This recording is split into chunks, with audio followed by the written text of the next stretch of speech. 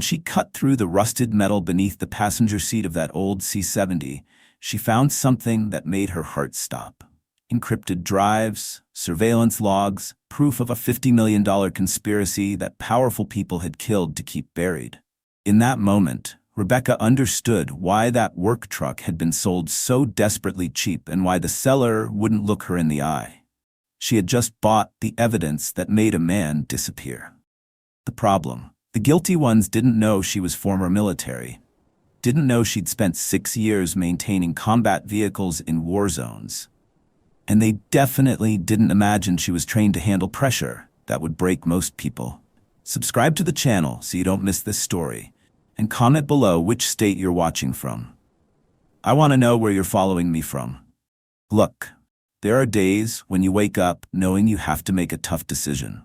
One of those where reason screams, don't do it, but necessity pushes you forward anyway. And that's exactly how Rebecca Sheppard's story began. Rebecca was 29 years old. Dark hair always pulled back in a practical bun because grease and loose strands don't mix when you're elbow deep in an engine. Athletic build from 6 years of Army PT that she still couldn't shake from her routine.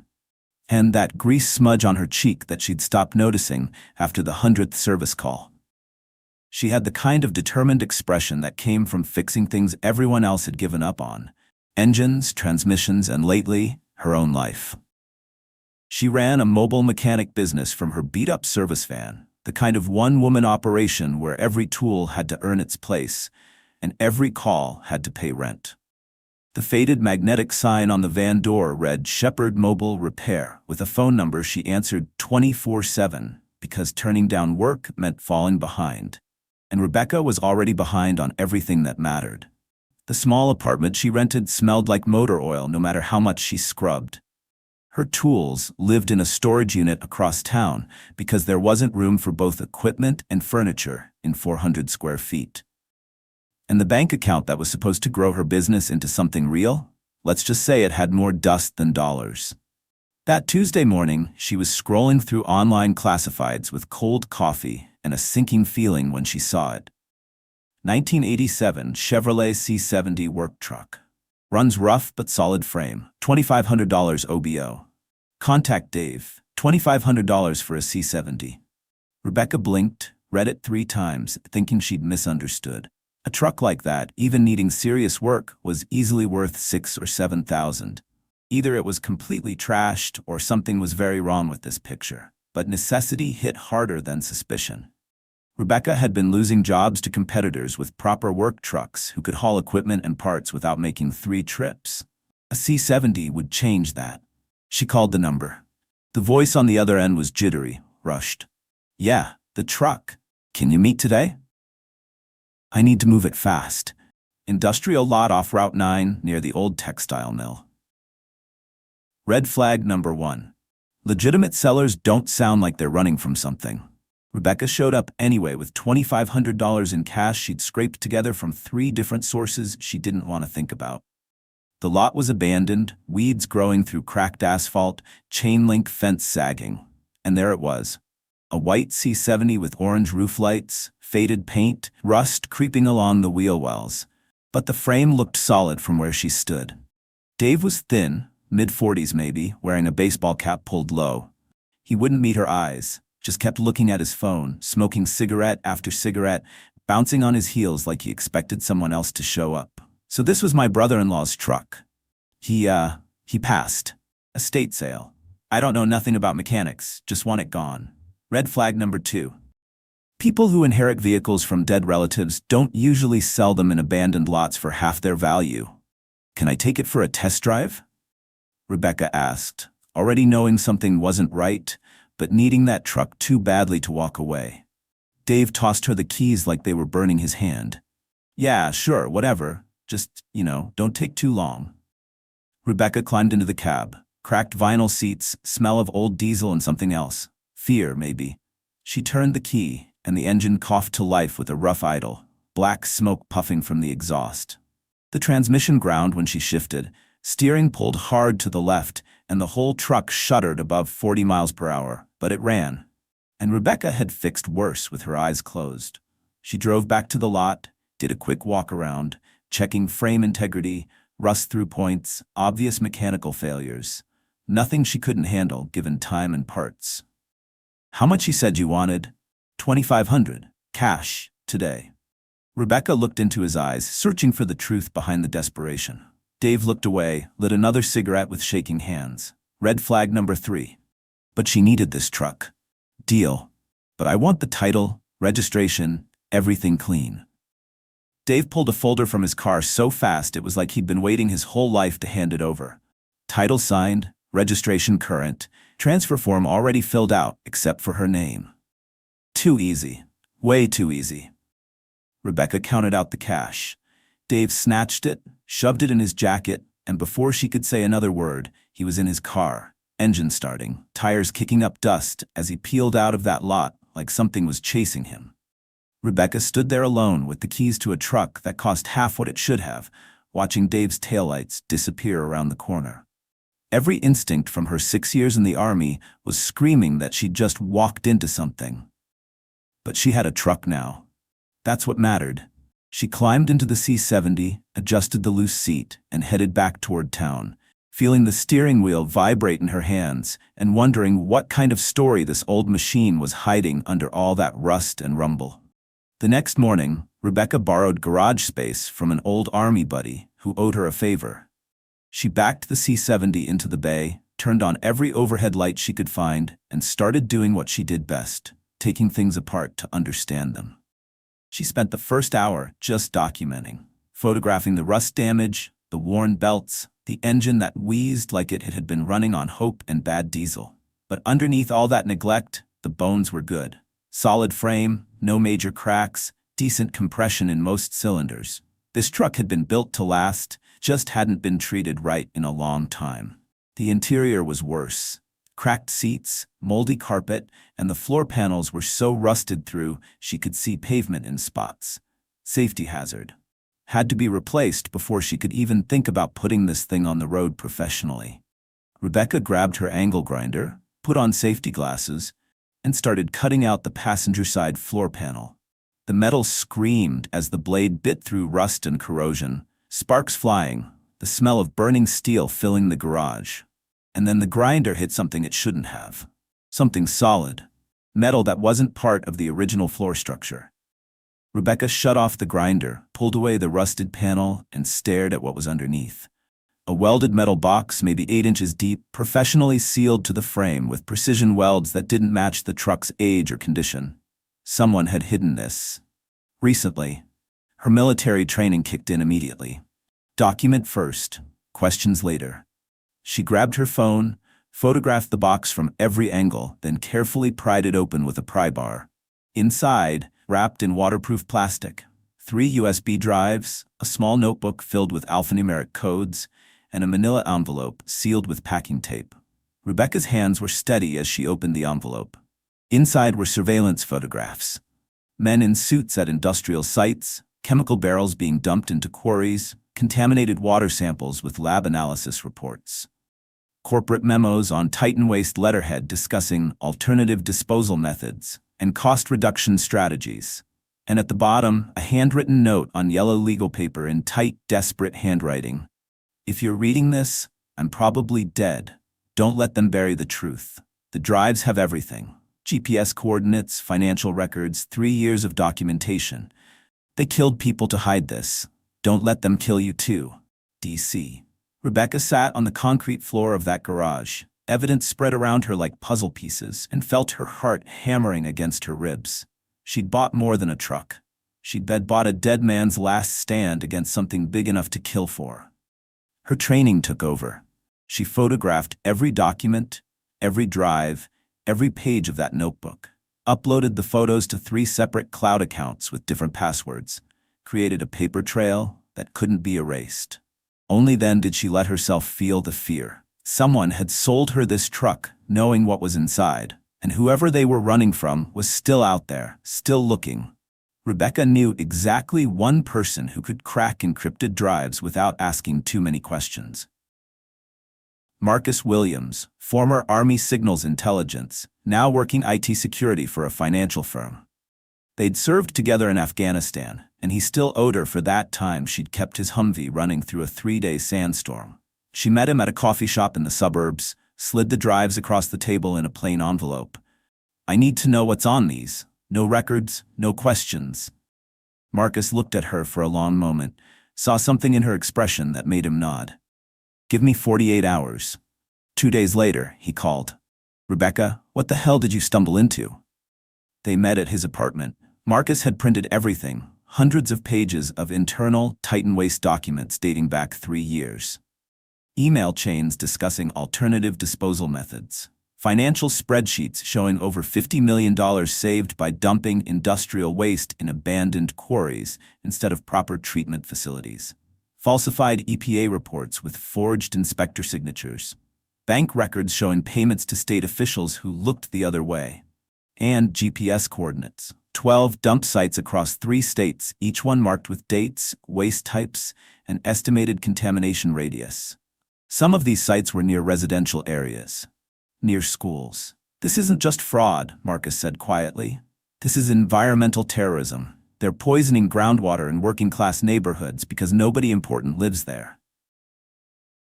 Rebecca started digging into the truck's history. Registration records led her to the previous owner.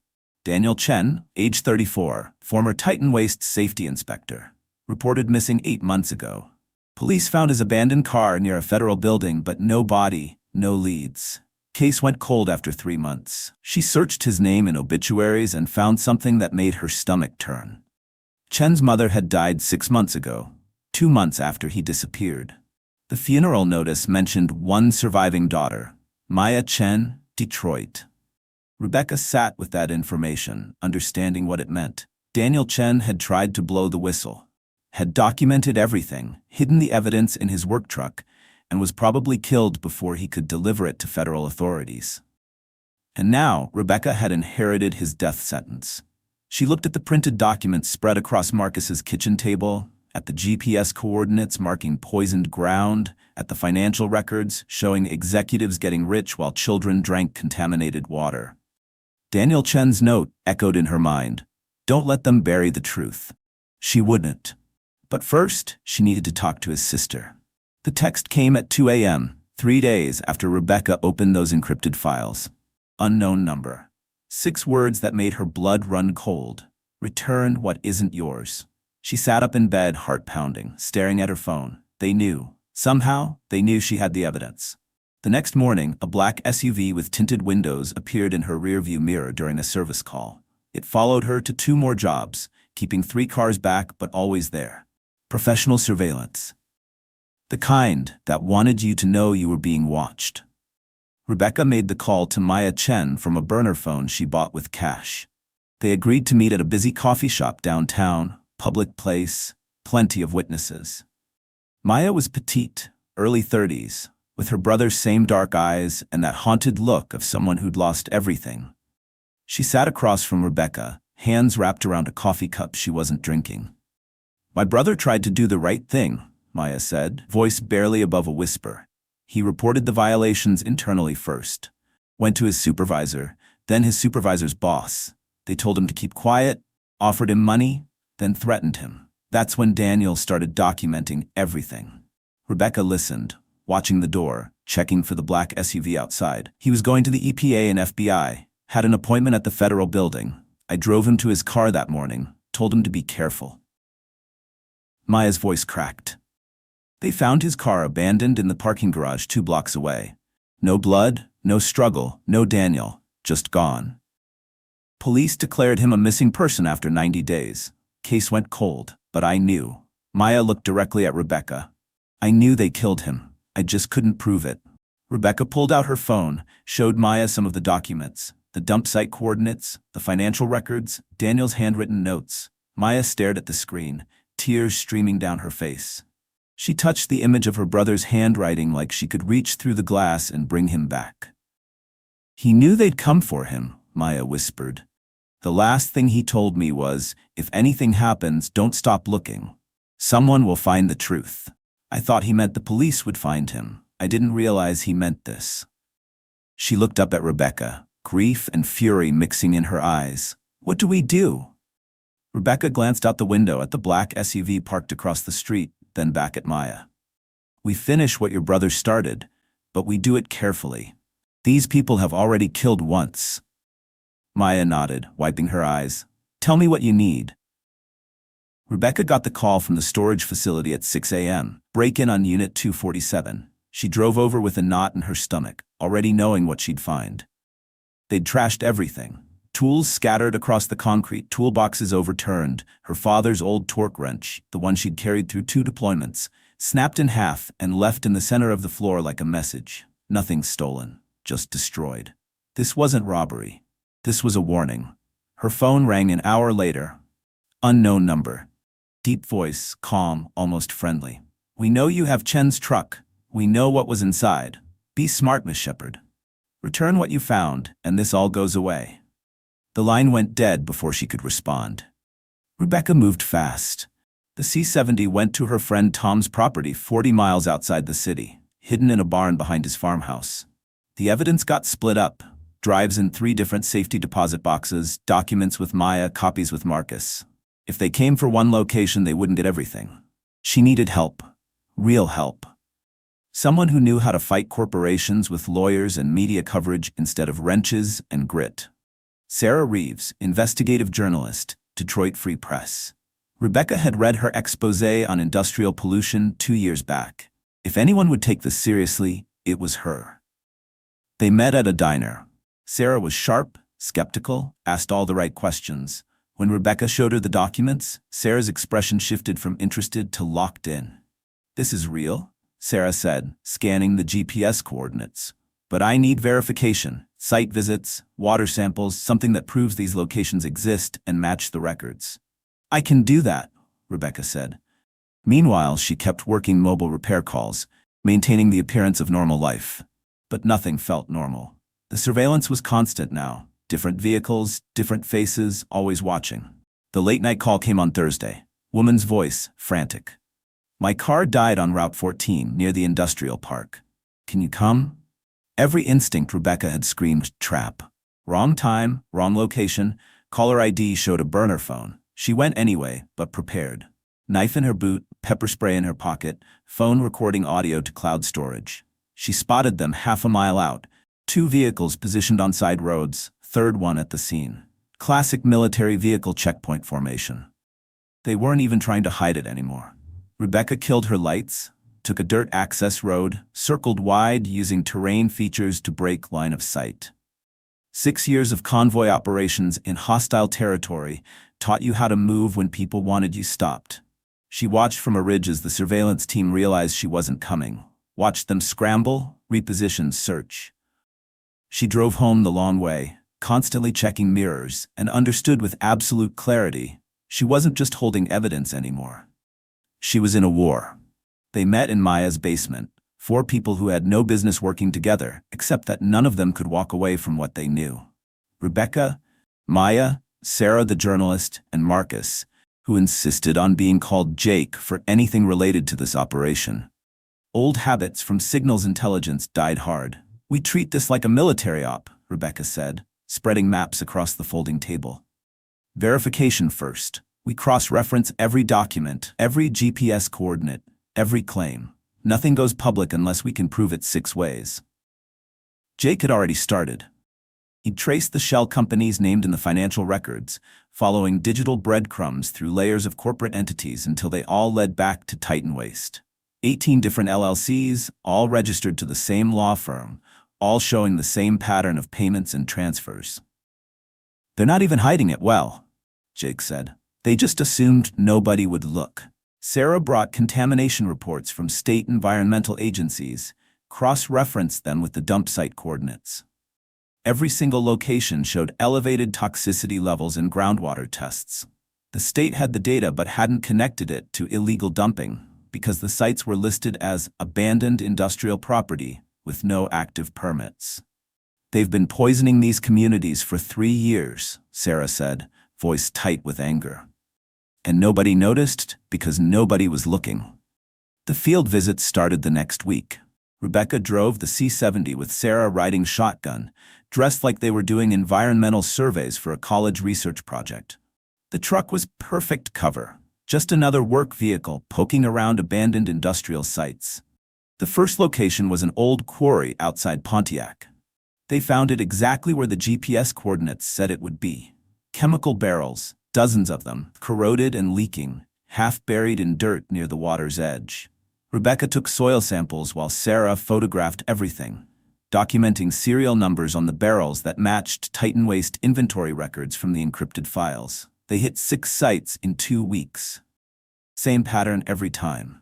Abandoned locations near working-class neighborhoods, chemical waste dumped illegally, contaminated groundwater leaching into residential water supplies. Maya did the heartbreaking work, researching the communities near each dump site. Hospital records showing elevated cancer rates in children. Families dealing with neurological issues, respiratory problems, unexplained illnesses that doctors couldn't diagnose because nobody knew they were being slowly poisoned. This site here, Maya said, pointing to coordinates outside Flint. Elementary school half a mile away. 37 students diagnosed with leukemia or lymphoma in the last 5 years. The state called it a statistical anomaly. It wasn't an anomaly. It was murder by spreadsheet. The evidence became overwhelming. Financial records showing $53 million saved through illegal disposal. GPS coordinates matching contaminated sites. Water samples testing positive for industrial solvents and heavy metals. Corporate emails discussing acceptable risk and low-visibility communities. They had everything. But having evidence and staying alive long enough to use it were 2 different problems. The surveillance intensified. Rebecca spotted the same vehicles outside Maya's house, Jake's apartment, Sarah's office. They weren't hiding anymore. They wanted everyone involved to know they were watching, waiting, measuring how far this would go. Sarah started writing the exposé in a secure location, offline, backing up every version to encrypted drives. The plan was coordinated release, article drops at the same time.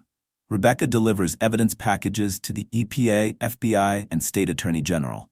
Multiple targets, simultaneous action, no way to suppress it all before it went public. "We get one shot at this," Sarah said during their final planning meeting. "Once this goes live, there's no taking it back. They'll come after all of us with everything they have." Rebecca looked around the table at Maya, Sarah, and Jake. 3 people who could have walked away at any point but chose to stand and fight. "My brother died trying to get this evidence out," Maya said quietly. "I'm not letting that be for nothing." Jake nodded.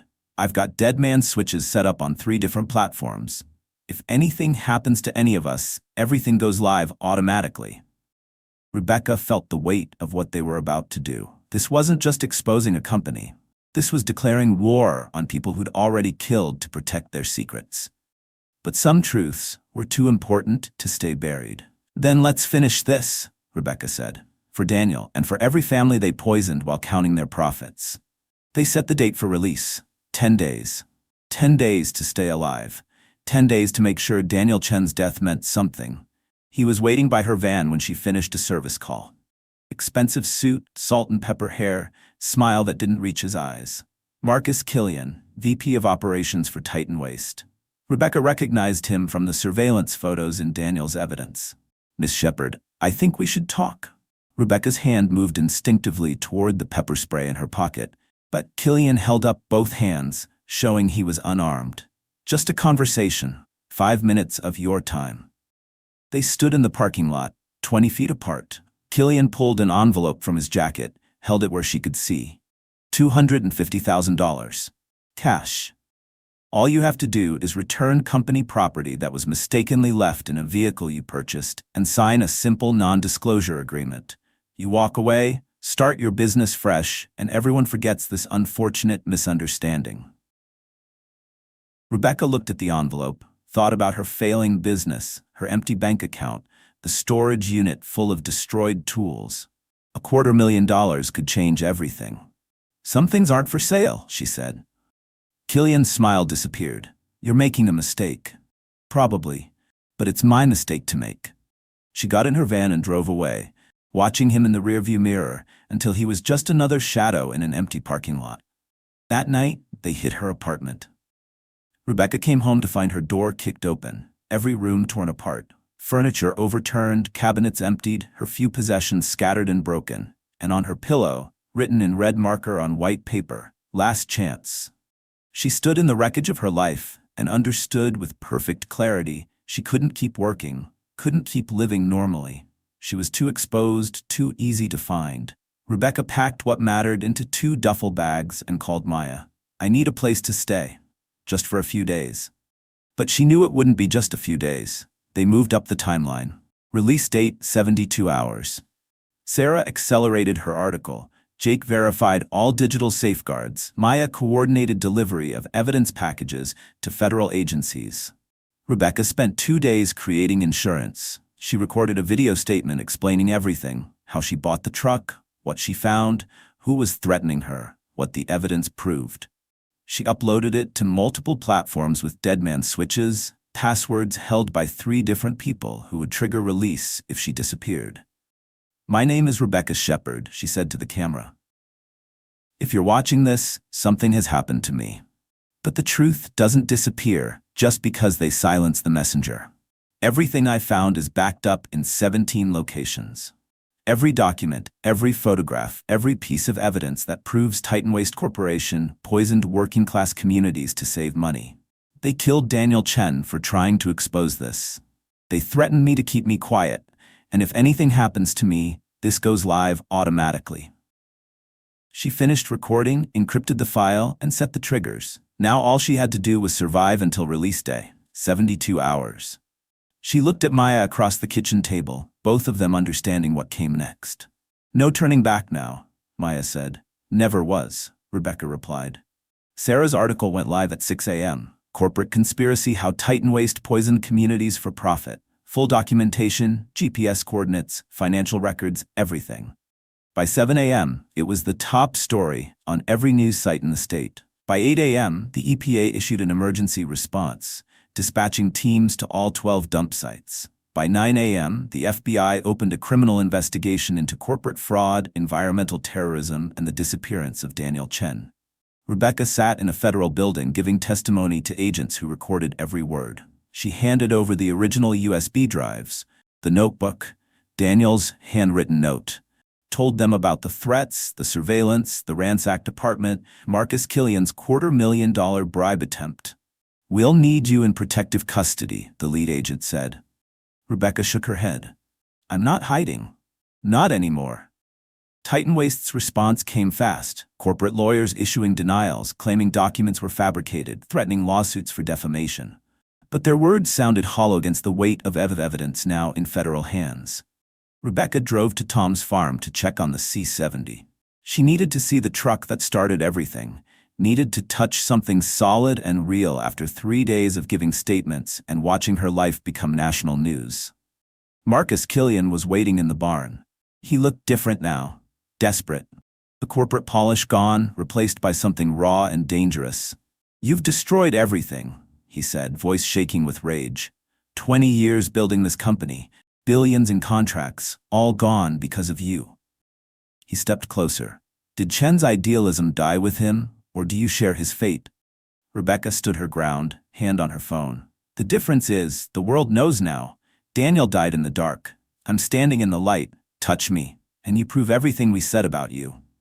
Killian's hand moved toward his jacket. "FBI, don't move." Agents poured into the barn from both entrances. Killian bolted, running for the back door and the vehicle he'd left running outside.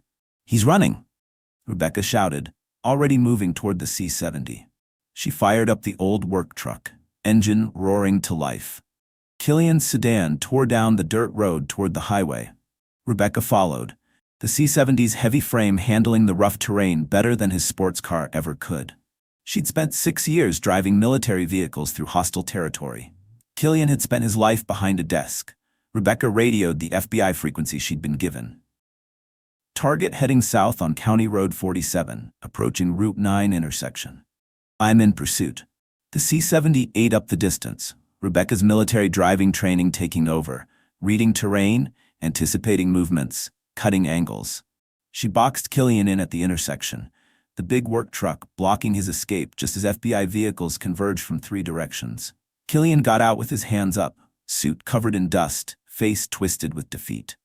Rebecca watched from the C70's cab as they cuffed him, read him his rights, loaded him into a federal vehicle. The truck's engine idled beneath her, steady and strong. Daniel Chen's last act of defiance, still running, still fighting, still winning. The arrests came fast once the FBI started pulling threads.